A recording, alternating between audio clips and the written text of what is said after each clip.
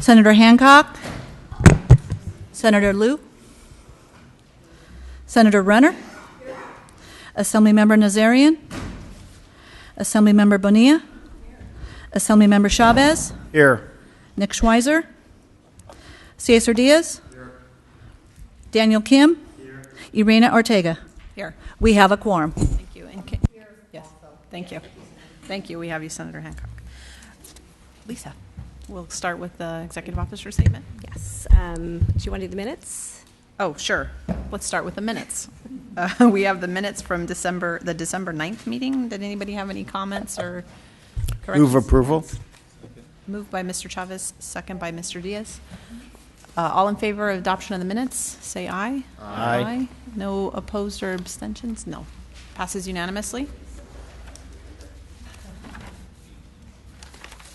Item 3, the executive officer I statement. just have a few announcements tonight. Just wanted to share with the board that when they had the apportionments in September, a number of projects did come in within the deadline. So those folks that did have the opportunity did come in. So that's great news. There were several projects, a few projects that didn't quite make the timeline, but however, they're not losing their apportionment or their award. They just get a new date in line, and that was respect to the charter reservations of funds. And the career tech education projects, they have an extended period of time, so they didn't have to abide to those timelines. And so that's one update. We did have a priority of funding filing round that opened and closed in December, and so we had numerous projects, 21 projects to be exact, for $80 million, and so those certifications are valid through the end of June. And then we also had a few regulations that were also enacted, and we did share that announcement at the December meeting, so those regulations are in effect as of January 1st. I also wanted to share that we are not going to have a December meeting, and we will have a early March meeting, and that will also take place March 9th, and that will also replace the latter March meeting on the schedule.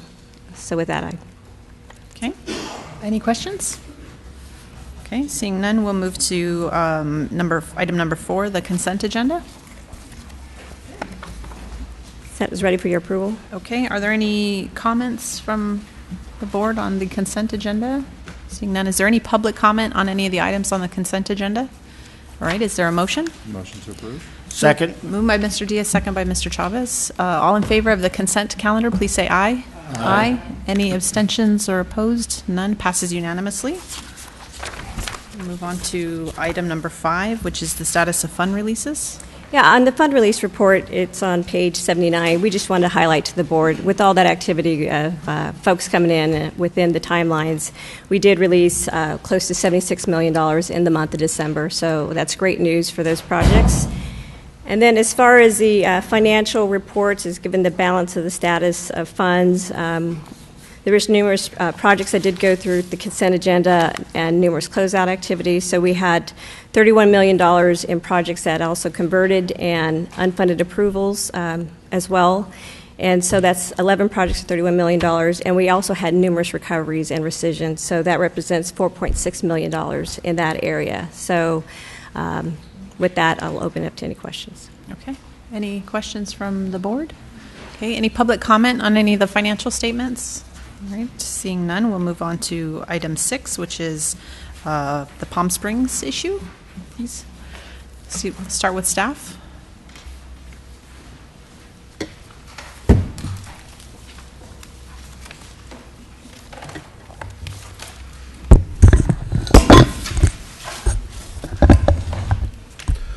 Good afternoon, Brian LePasse with the Office of Public School Construction. This appeal is a seismic mitigation program project for the auditorium building at the Palm Springs High School. And this project qualifies for replacement funding. However, the district has chosen to rehabilitate the building. It does have some, some historical significance in the area. And for that reason, they're keeping 3 of the walls, the exterior walls and part of the foundation, to maintain the look of the building. And therefore, when this project was presented to the Division of State Architect and went through its approval process, it was put forward as a rehabilitation project. For that reason, staff is unable to approve replacement funding as it's a rehab project. That's why this project is before you today. We do have a couple of projects that we've heard before that are largely similar to this one. One of them was in Simi Valley Unified, and the board funded that project at the full replacement amount for rehabilitation. However, the discrepancy in the rehabilitation costs and the replacement costs were very close to each other. Another project in Coalinga was approved for replacement funding but capped at the rehabilitation amount. In that project, the discrepancy between the rehabilitation amount and the replacement amount of the building was a little bit larger. It was about 57% of the replacement value in that project. In this project we have before you today, the rehab costs are about 72% of the replacement value of the building, and so the discrepancy is about 72% of the replacement value. And so in looking at these different things the board has flexibility to do, we're presenting three options to approve this project. Option one would be to provide actually rehabilitation funding at the rehabilitation amount. This would give the district the amount that was approved in their cost estimate, as well as maintain the building's eligibility. Option number two would be to give them replacement funds, but cap it at the rehab amount, which is similar to Coalinga. And in that particular case, they would lose modernization eligibility for the building. And finally, option three, which is what the district is requesting, is full replacement value for the building, not capped like we did with Simi, and they would also lose their modernization eligibility in that option. And I can answer any questions that you have. Okay. Are there any questions of staff at this time? You want to hear from the folks from Palm Springs? Yeah. Yes. Please come on up, those of you here to represent the district.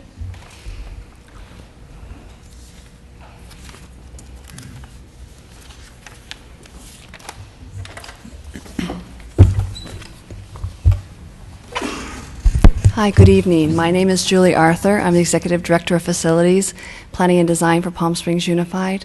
Thank you for allowing us to come and present and speak to you this afternoon on our appeal. Staff, and thank you so much for great job on how you presented that. I think that really kind of presented it in a nutshell of how fair we want to be on this. But we truly believe that the building and what we did with the auditorium was not really discretionary. We believe that it was mandated by our community, our love of architecture of this building, and to preserve something that our students should be able to enjoy and really observe and honor our E. William Stewart building being a historic. So this is a project that's near and dear to our heart, and we do believe, regardless of the amount of the size of the funding difference, that if the code actually allows us to receive replacement funding, that we should be allowed to receive that. Thank you. Can you, if I could just ask one quick question, can you speak a little bit to one of the things that concerns me about the board taking an action that says that this is a replacement is that when the project was planned and permitted and you did your environmental review locally, it was